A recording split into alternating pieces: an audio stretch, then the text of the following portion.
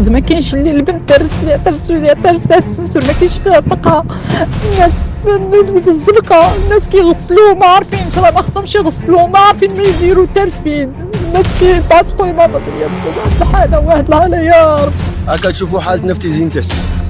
هادشي هادي هي الاسعافات ديالنا باش كنهزوا الميتين هنا دابا. هادي هي حالتنا. المسؤولين ديال المغرب تعداو علينا شريف، المسؤولين ديال المغرب تعداو علينا، ما خلاونا نسجلوا الدار، ما عطاونا مساعدات، ما خلاونا نديرو حتى حاجه، ولا خلاونا نخرجوا حتى صاحبي دخلت، وغصبوا بالله العظيم يتحشروا. هي ما تهزهم كيحبس الناس بغا يديروا الخير بيهزهم وما خلاوهمش، قال لهم نقدم لا خليهم حتى يجي العام يدير لي الاجراءات. فين هو هذا العام اللي نتسناه؟ حتى مشات البنت حتى هي اللي بقات حتى توفى. ويرا قباطياتكم قباطياتهم، ما كاين لا فروق الانقاذ، ما كاين والو. الناس ميتين بالجوع في الزناقي، ما كاينش ما حتى شي فريق الانقاذ. الصراحه هذا الشيء مؤثر بزاف وكيخلينا نحسوا بالالم عميق في الداخل ديالنا. هذا الشيء شي حاجه اللي كتقشعر لها الابدان، خاصه وانه بعد مرور 48 ساعه على هذه الكارثه المدمره ديال الزلزال مازال عدد من القرى كتعاني من غياب شبه تام للانقاذ ووصول المساعدات لها. ومن بعد كما قلنا 6 سنين على برنامج التنميه العالم القروي، 14 سنه اللي رئيس الحكومه هو وزير ديال التنميه العالم القروي، وميزانيات بالملايير. كتقول لي ما قدرناش ندخلوا في الليل. فين هي هذه الولوجيات وهذا 14,000 مسلك وطريق اللي درتوها في العالم القروي، ملي ما قادرينش تدخلوا لدواوير اللي هي محاذيه وعلى مقربه من مراكش اللي هي مدينه عالميه. هذا الشيء هذا يسائل الحكومه، هذه وصمه عار على جبين الحكومه، وخاصه على جبين الحكومه الحاليه وعلى جبين رئيسها عزيز اخنوش، اللي من بعد 48 ساعه عاد خرج كيكتب تعزيه لهذا الشعب هذا والضحايا على تويتر. وفينا واحد صندوق الكوارث اللي كانوا طلقوه هذه السنوات الاخيره، هذه السنوات القليله الاخيره اللي قال لك عندنا صندوق ديال الكوارث، الا وقعت شي كارثه راه غادي نتكفلوا بالناس ونبنيو ليهم وهذا. فينا هو الناس راه حنا تواصلنا معهم بشكل شخصي باش ما يقولش شي حد راه اننا غير كنسمعوا وقالوا لنا والاشاعات وكذا. حنا تواصلنا مع الناس بشكل شخصي في مجموعه من الدواوير في اقليم الحوز، كيقول لك بانهم ما توصلوا حتى بشي حاجه. الناس محتاجين الخيام، محتاجين الاغطيه، محتاجين مجموعه الحوايج، محتاجين ياكلوا.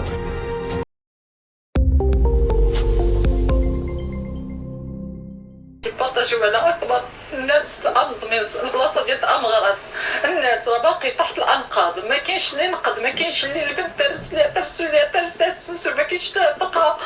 الناس في الزنقه، الناس كيغسلوا ما عارفينش، راه ما خصهمش يغسلوا، ما عارفين ما يديروا تالفين.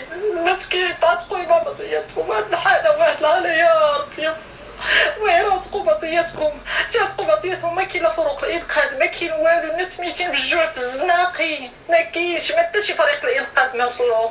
تنهضر على امغراس في امزميس اقليم الحوز، تما الناس مضرورين بزاف. المراه ميته كيغسلوا فيها، ما عارفين ما يديروا، الناس مساكن. المراه مسلمت الخمارسه، ما عارفين كيفاش يجروا كيتسدوا لها الناس.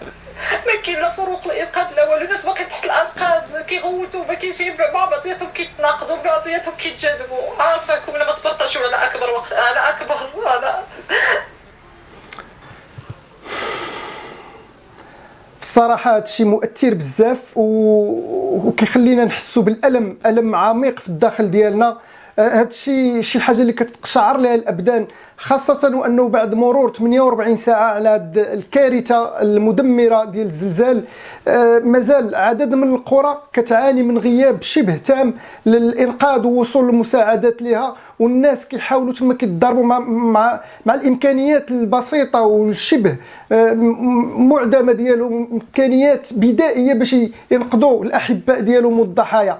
وهذا الوضع هذا راه ماشي غير في الدوار ديال امزميز ديال امغراس في امزميز كما سمعتوا في هذا الاوديو، وانما مجموعه من الدواوير الاخرى في تارودان، في فرزازات، وفي عدد من المدن اللي او المناطق اللي طالها هذا الزلزال المدمر.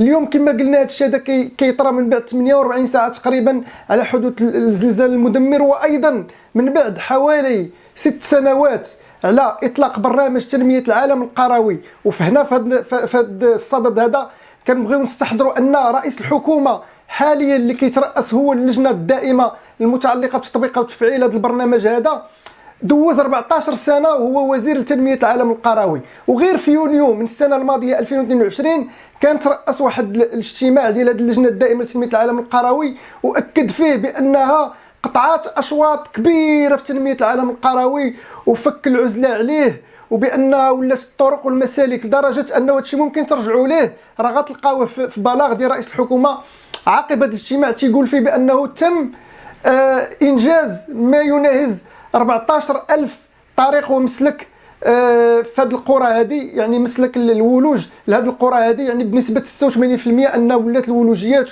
وكل شيء مزيان. مع العلم ان هذا البرنامج انطلق سنه 2017 ومقرر له انه صافي راه سال اليوم في 2023. من بعد هذا الشيء كله كنلقاو بان في البيان اللي صدر بالامس كيفاش ان مسؤولين كيصرحوا بانهم بمجرد ما وقع الزلزال ما قدروش يدخلوا مجموعه من المناطق في الليل وما عرفوش شنو وقع تما، وبقاو كيتسناو حتى جا النهار عاد دخلوا ويعرفوا شنو كاين. واش عباد الله الزلزال وقع مع 11 وقسمين ديال الليل، طاح الردم على الناس، ومن بعد كما قلنا 6 سنين على برنامج تنميه العالم القروي، 14 سنه اللي رئيس الحكومه هو وزير ديال تنميه العالم القروي، وميزانيات بالملايير، كتقول لي ما قدرناش ندخلوا في الليل. وفين هي هاد الولوجيات وهاد 14,000 مسلك وطريق اللي درتوها في العالم القروي ملي ما قادرينش تدخلوا لدواوير اللي هي محاذيه وعلى مقربه من مراكش اللي هي مدينه عالميه ومدينه اللي تعتبر في وسط المدينه في وسط المغرب عفوا. فما بالك لو ان هادشي هذا وقع في دواوير اللي بعيده على نائيه بصح في مدن اللي ماشي رئيسيه بحال مدينه مراكش؟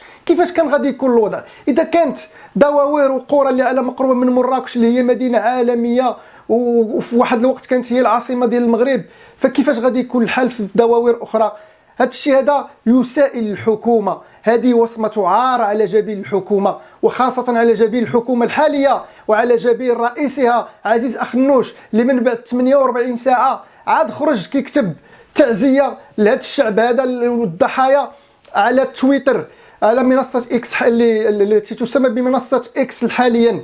وهذا الشيء من بعد ما رؤساء الحكومات في العالم كامل كانوا سباقين للتعزيه والتعبير عن التضامن مع الضحايا هذه، في حين رئيس الحكومه ما كيخرج حتى من بعد 48 ساعه. فهل هناك اهانه اكثر من هذه؟ هذه اهانه كبيره للشعب. واليوم عاوتاني كنشوفوا مجموعه الفيديوهات كيفاش الناس في بعض الدواوير كيهزوا الضحايا والموتى على حاشاكم على الحمير، على الدواب. سيارات الاسعاف ما كايناش. فين هي سيارات الاسعاف وهاد الطائرات والهليكوبترات وطائرات الاسعاف المتنقله؟ فين هاد وزاره الصحه؟ فين هاد الوحدات الطبيه المتنقله والقوافل؟ وفين هاد المستشفيات الميدانيه وغيرها وغيرها؟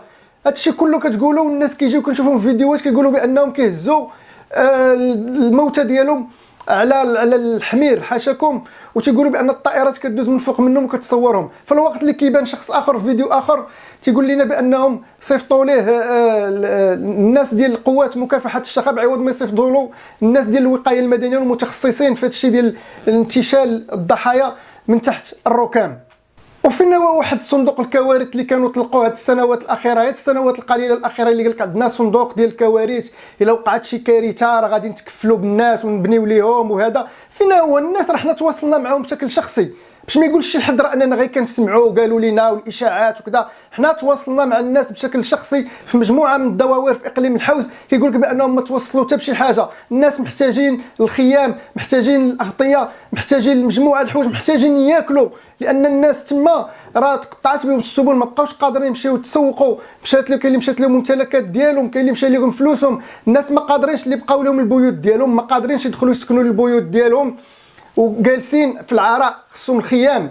راه كاين الناس اللي ما تضروش، ما رابطش البيوت ديالهم بشكل كامل، ولكن راه تشقات ووقعت فيها تصدعات اللي كتهددهم.